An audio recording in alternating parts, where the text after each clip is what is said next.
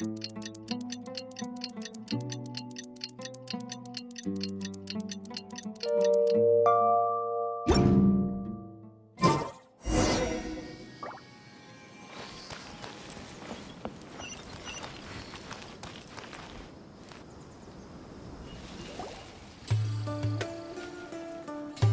all here so early. Looks like we have everyone. I'll watch from a safe distance. Okay. Dia, wait. What's the matter? I heard that you were quite reckless yesterday. No more of that today, understood? Or I'll be very upset with you. Fine.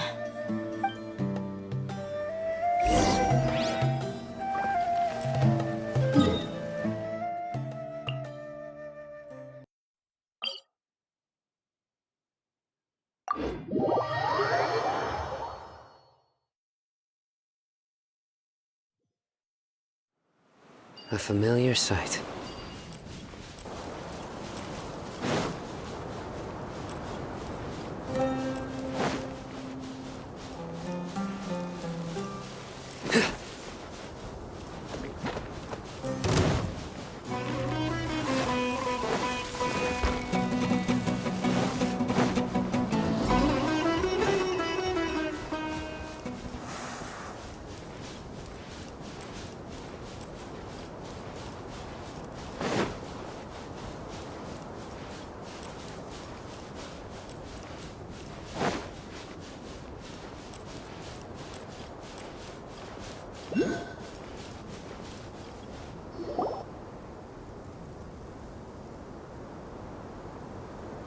Huh.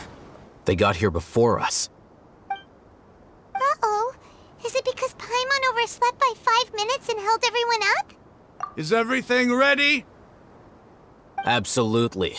Although, you brought fewer people than I imagined. Bring him over.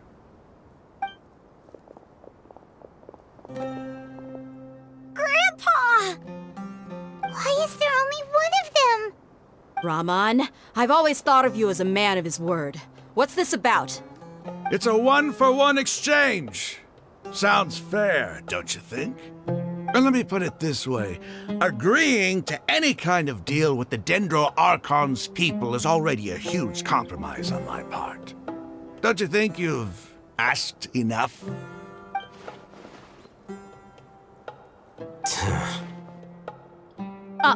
You stay right there!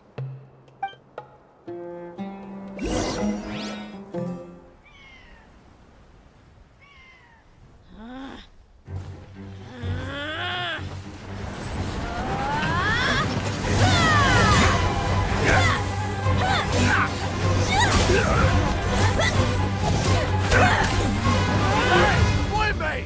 What do you think you're doing? Grandpa! Don't you see this blade here? You coward! Why are your hands shaking? Wait a second! It's a earthquake! Grandpa!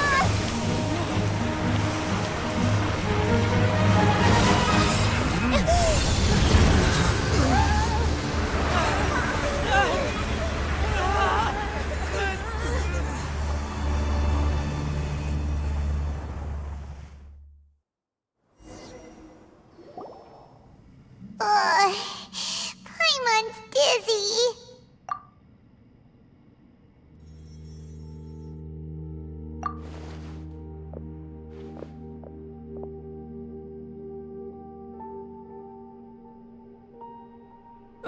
This day's going just great.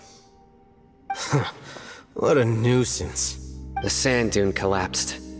I saw an energy field. The village keeper protected us. It glowed green with dendro. Just like you said, it may well have been the remains of Lesser Lord Kusanali's power inside the scholar's body.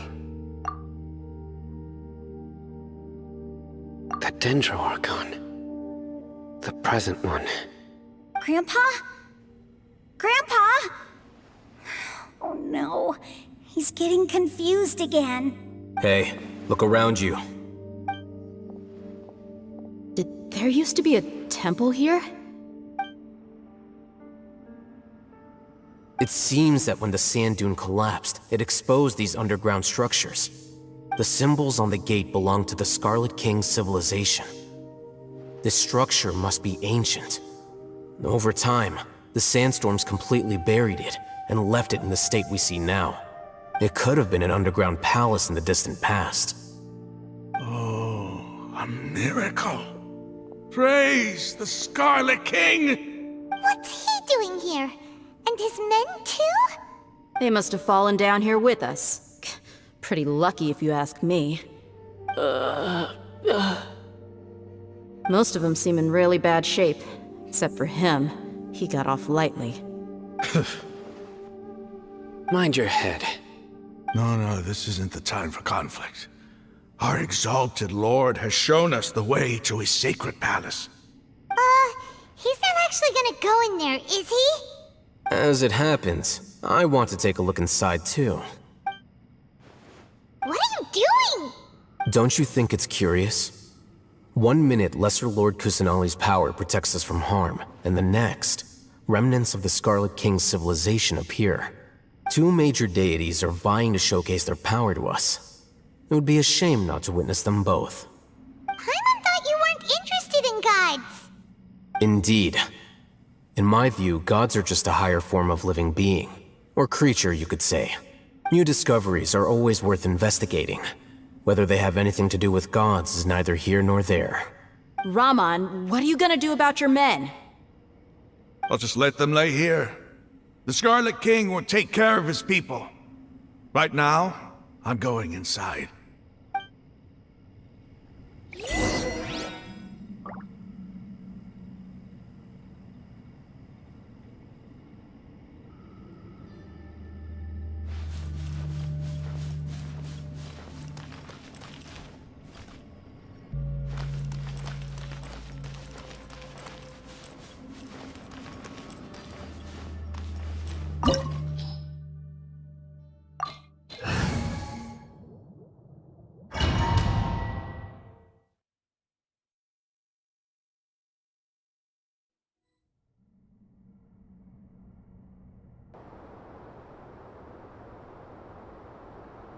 It's full of life here. This defies comprehension. It looked completely desolate from the outside. Yet, it flows with energy inside. Yeah, and there's so many plants. It's so pretty. Sir Raman. Huh? Me? Do you see another Raman here? Are you mocking me? What do you mean, sir? Interpret it however you want, but there's something I'd like to draw your attention to.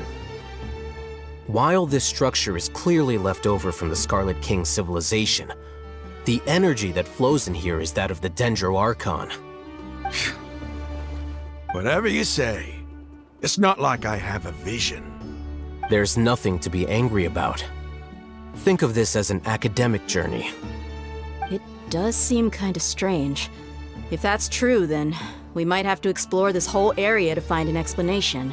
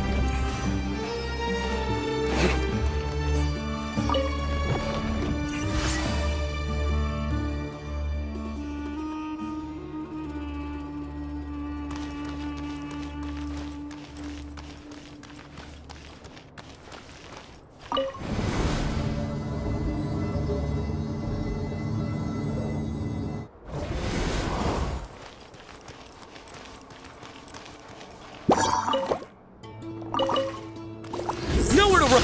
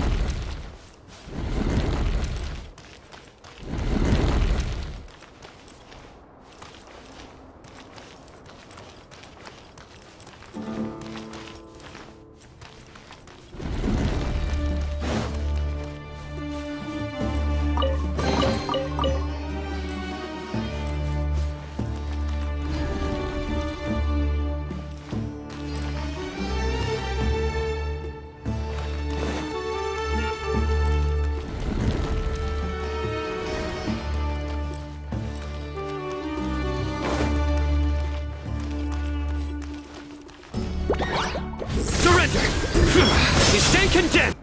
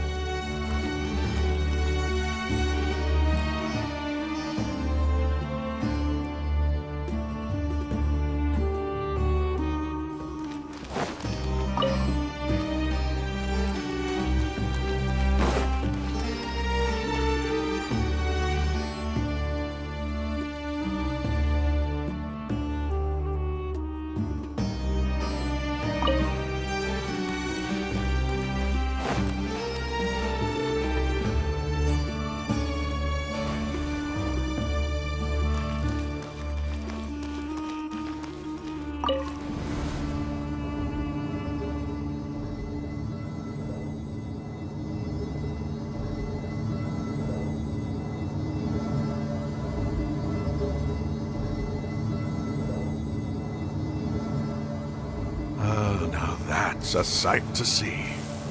The Scarlet King's splendor surrounds us. There's so much vegetation here. It's different than what I expected. Sure are a lot of plants for a desert. That's what I call divine providence of the Scarlet King.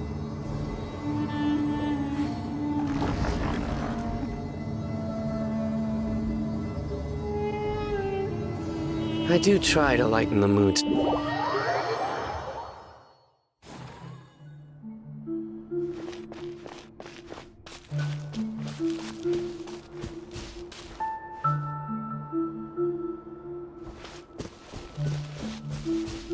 It's getting brighter!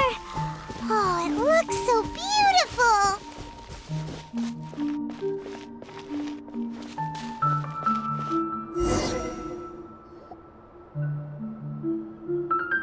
Wait. What's that? A load of flowers. And it looks like there's something among them. These are Scarlet King runes. They left something behind. Yes. It's an elegy written in an ancient script. What does it say? Here lies our faithful priest Kasala. His wisdom is a miracle among the people, deserving of high praise and admiration. You can read ancient Scarlet King script? Of course. Every student needs to master at least 20 languages before they graduate. He's not serious, right? There's still something off about this place. The elemental energy here is too concentrated. The scent of life. Is it trying to tell us something? Is this it? Analyzing.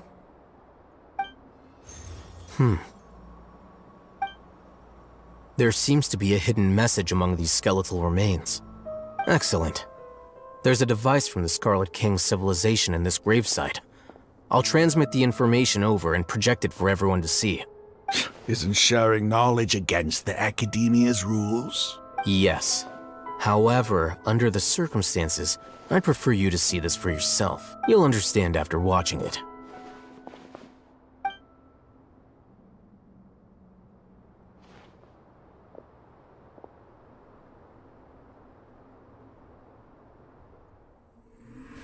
Civilization is born of knowledge, but so too can knowledge be its demise.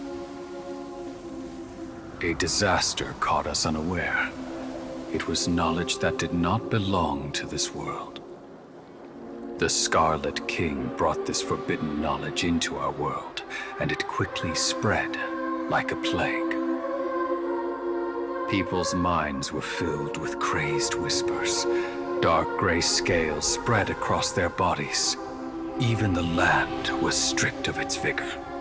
Only a desperate, deathly silence remained. Were it not for Greater Lord Rukkhadevata from the forests, the damage would have been irreversible. She summoned the priests to build temples and infused into them the divine power of life. The disaster was miraculously tempered, and the embers of our civilization were preserved in Aru village. Alas, the miracle could not last. As long as forbidden knowledge continued to exist, it would forever blight this world. In the end, the proud king of the desert, my eternal lord, chose to sacrifice himself. I have spent my whole life since guarding one of these many temples. But now, my duty is coming to an end. As I close my eyes for the final time, the sight of that noble deity will appear in my vision once more. In helping the Scarlet King to eradicate forbidden knowledge, she exhausted her strength, and her form became that of a small child. How strange. Now that I think of her, I no longer have any fear of death, for I sense that the spirit of life will abide with me during my eternal sleep. Children of the desert, cling no longer to past grievances, but hold tight to the memory of this act of benevolence. What was that? The priest's memories. No. No, impossible. Greater Lord Rukkhadevata. So the former Dendro Archon and the Scarlet King were never enemies at all. But this doesn't make any sense. The Dendro Archon's followers, they're clearly... Was that the former Dendro Archon? She became so tiny in the end.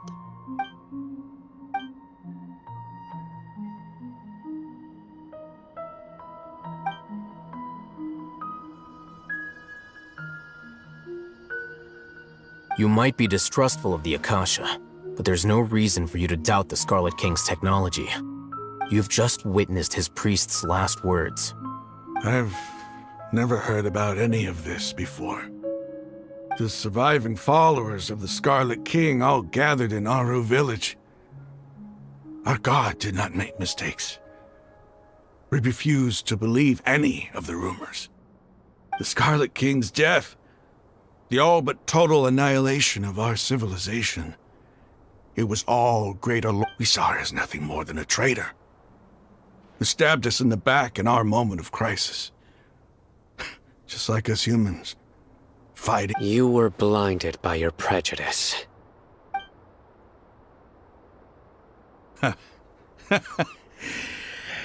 If I hadn't seen this for myself, if I hadn't witnessed his last words with my own eyes, ears, and heart, how could I ever begin to accept this? The truth is so far from what I've always known. Am I really supposed to believe that after all these years, all this time seeking revenge, suddenly now my enemy is my savior? Rahman, that's enough. Give it a rest. You're starting to make a fool of yourself. Dia, tell me, my Eremites and I, what are we even fighting for?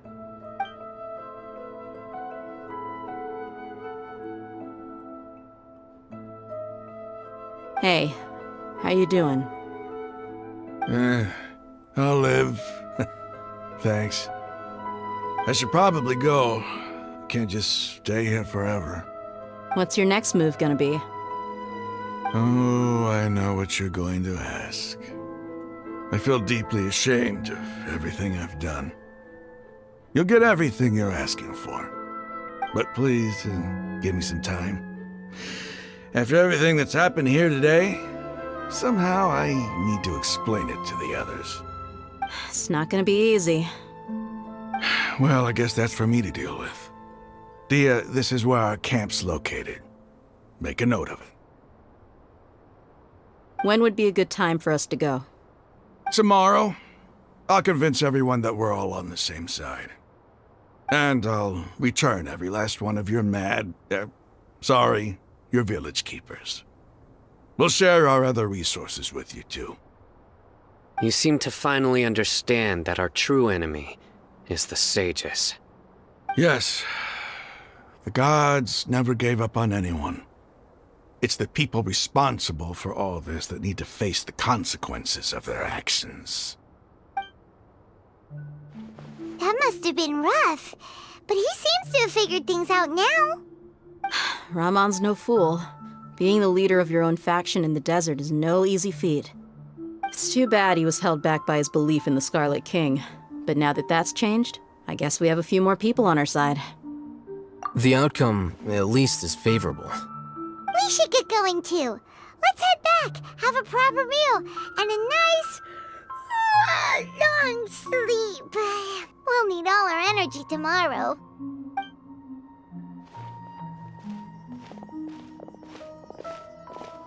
Sino, we're leaving! Stop yelling.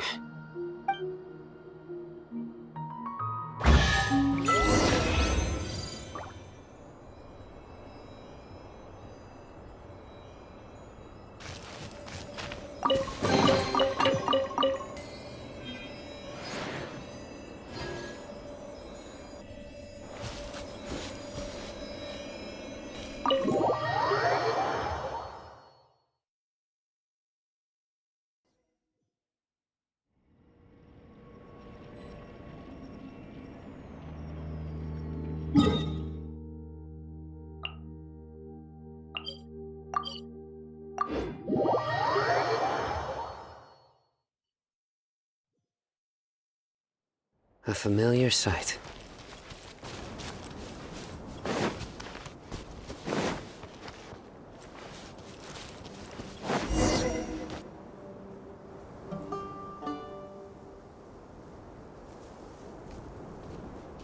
Rahman, we're here. Everything's been arranged. Someone will bring the village keepers back to Aru village shortly. I guess all I can say now is, thanks for agreeing to help. Don't mention it. I think we can both agree you went to hell and back for it. But we share a common cause now. From here on out, we're allies. Where are the perpetrators? I'll bring you to them. Follow me.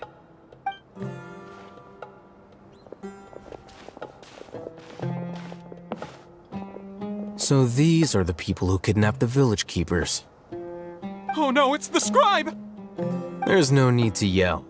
No one can help you now. We've been all over the desert trying to find you! That's right.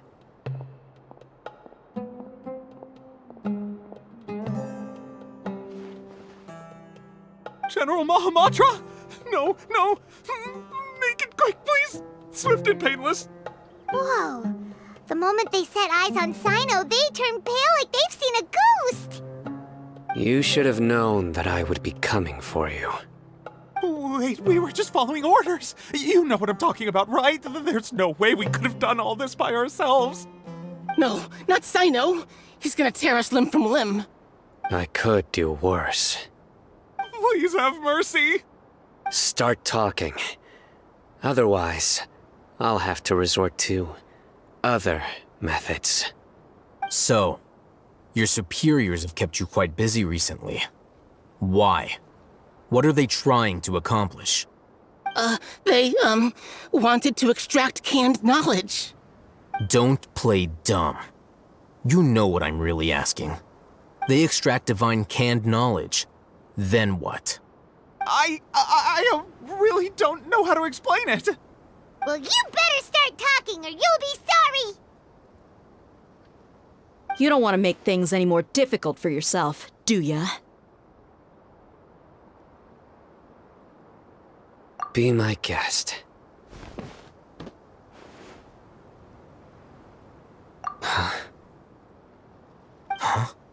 Uh-huh. That sure didn't sound like a fancy metaphor or anything. You're serious, aren't you? How did you know? There's no use hiding it now. Yes, you're right. The Academia is working on an important and potentially world-changing project. They are creating a new god. A god that will belong to them and to the people of Sumeru. It may seem as if Sumeru's academics are thriving, but ever since the death of Greater Lord Rukkhadevata, scholarly breakthroughs have been few and far between. The withering of Irminsul has been getting worse recently. The sages have tried everything they could think of, but nothing's worked. I'm always hearing them say things like, if only Greater Lord Rukkhadevata was still with us. Continue. And then, someone from the Fatui showed up. They called him the Doctor. He brought a gnosis and said he wanted to borrow the Academia's research facilities. The Doctor was previously expelled from the Academia. At first, the sages looked down at him in disdain. But when he said those words, everyone's expression changed. He asked them, "Do you wish to create a god?" This is what the arrogant ignorance at the extreme end of academia looks like. First, the Academia spent a long time constructing a divine vessel, which was based on an exquisite humanoid puppet. After that, they harvested dreams via the Zeb-Zerus Festival Samsara, maximizing the Akasha's output. With the Doctor's help, and the Akasha now functioning at maximum efficiency, they were able to use it to extract the power from the Gnosis and convert it into a divine core. Next, they decided that their new god needed to possess divine wisdom. For that to happen, they needed a huge quantity of divine canned knowledge. It adds up. But how do you determine whether the knowledge extracted is of divine origin? Call it an educated guess? The Academia has been trying to figure out the exact source of the Scholar's Madness for centuries, but to no avail. Nobody can explain the cause of this phenomenon. Surely you can see what that implies, Scribe Al-Haytham. If it's knowledge no mortal can comprehend, then it must be something only gods are able to decipher. In other words, it's the source of the God of Wisdom's omniscience and omnipotence.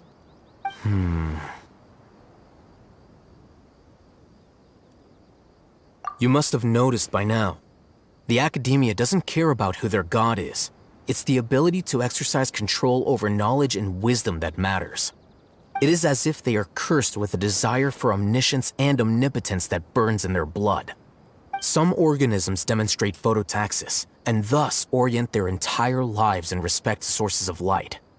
For the sages, their only source of hope is the existence of a deity who embodies the acme of wisdom. This is but a form of phototaxis. For many scholars, the absence of a god of wisdom means stumbling in the darkness for the duration of their lives. Then what does Lesser Lord Kusanali mean to you? Is she not a true god present in this world? If you already have a new god, why try to create another one? From the beginning, the Academia has never treated her as a god. When the Academia first discovered Lesser Lord Kusanali, the newborn god of wisdom, the sages hoped that she would be as wise as Greater Lord Rukkhadevata. But upon evaluation, they found that at the time she possessed no more intelligence than any ordinary human child. The sages never had a ruder awakening. This forced them to accept that Greater Lord Rukkhadevata had indeed passed away. Not to mention that Lesser Lord Kusanali's gnosis had been used to power the Akasha this entire time. By herself, she has neither an Archon's raw power, nor the spectacular insight expected of a god of wisdom. Slowly but surely, people began to forget about her existence. So, this is the path the sages have chosen.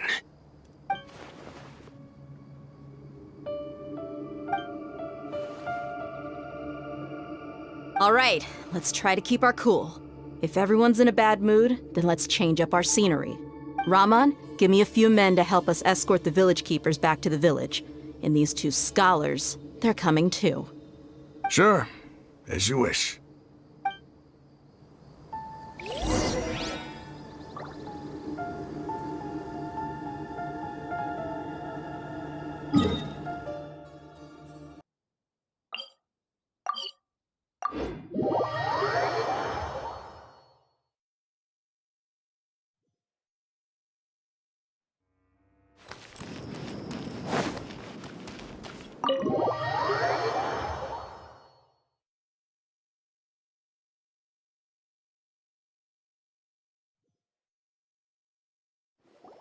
The village keepers you've found have all been returned to their homes, and each one has a dedicated caregiver to look after them. The two new scholars are being kept under close supervision, too. Really great work, everyone. The atmosphere is so heavy.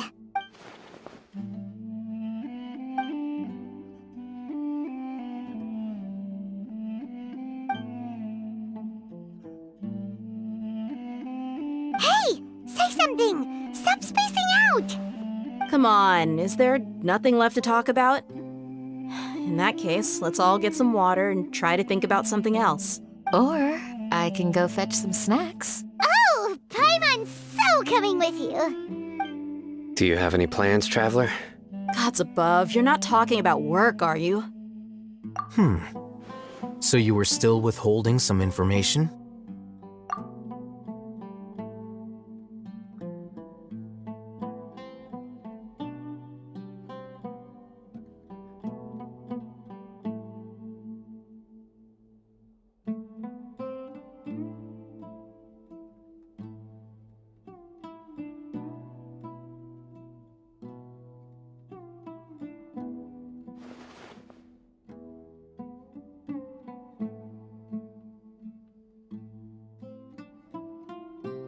Even though we lived through all of this firsthand, it still feels super surreal to hear you talk about it again. What a whirlwind of a story. I felt like I was holding my breath the whole time. It seems like there'll be more issues to face in the days ahead than I'd anticipated. Still, now's a good time to make our next move. Now that Raman's joined us, we'll be an even stronger team. It's time to make a plan. Indeed. These events are a flagrant transgression of the rules in every sense. We cannot allow it to continue. So, everyone, are we on the same page? Crush the sages and rescue our god. That is our ultimate goal. Well, let's brainstorm a little more about what other resources we can draw on. The next time we gather here, we must have a solid plan. Yep, it'll work out for sure.